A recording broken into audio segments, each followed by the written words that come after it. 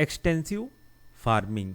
ठीक है, तो ये एक तरह का फार्मिंग है जिसमें बहुत बड़ा सा जो ज़मीन है, ठीक है, उसमें और भी कई सारे छोटे छोटे फार्मिंग होंगे या बड़ा बड़ा सा, तो ये बहुत बड़ा लार्ज एरिया में, एरिया ऑफ लैंड में जो फार्मिंग जो करते हैं, है ना, लेकिन उसमें जो लेबर है, मतलब जो भी इनपुट इसमें डाले हैं इस ज़मीन में इस खेती को करने के लिए, वो लो इनपुट रहता है, जैसे कि लेबर कम लग रहे हैं या पैसा कम लगाया गया है, जो भी अदर रिसोर्सेस है वो कम लगाया गया है। तो इस तरह का जो फार्मिंग होता है ना, उसे हम कहते हैं एक्सटेंसिव फार्मिंग। ठीक है, अगर इसको मैं इंग्लिश में बोलूँ तो ये एक ऐसा टाइप का फार्मिंग है जिसमें large area of land which with relatively low input of labour, capital and other resources per unit output, मतलब जितना भी इसमें से उत्पादन हो रहा है उसके कंपेयर में उसमें हर यूनिट में कम ही लोग लगे, कम ही पैसा लगा, कम ही रिसोर्सेस लगे।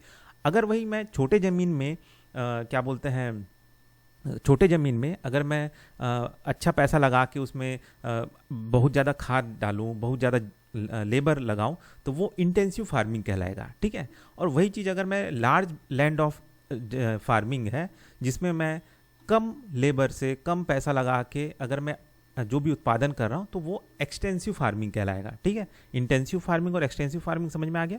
पैसा ज़्यादा खर्च हो रहा है इंटेंसिव फार्मिंग में, है ना, लेबर पे भी, खाद पे भी, और जो भी रिसोर्स लग रहे हैं उस पर। और एक्सटेंसिव फार्मिंग में क्या होता है कि इसमें पैसा कम लगता है, मतलब एकदम छोड़ दे रहे थे। जैसे कि एग्जांपल के लिए सिप रेंचिंग, ठीक है, मतलब भेड़ बकरी जो पाल रहे हैं, छोड़ दिए हैं, चल रहा है, चल रहा है। ठीक है, तो वो एक्सटेंसिव फॉर्म ऑफ फार्मिंग है जिसमें यील्ड पर यूनिट एरिया जो होता है वो लो होता है। ठीक है, मतलब जैसे ये भेड़ है तो ये अभी यहाँ पे चल रहे हैं, तो कभी यहाँ चल रहे हैं, कभी यहाँ चल रहे हैं, कभी यहाँ चल रहे हैं, तो इतना बड़े ज़मीन में सिर्फ इतने से ही भेड़ से ही सिर्फ कमाई हो रहा है।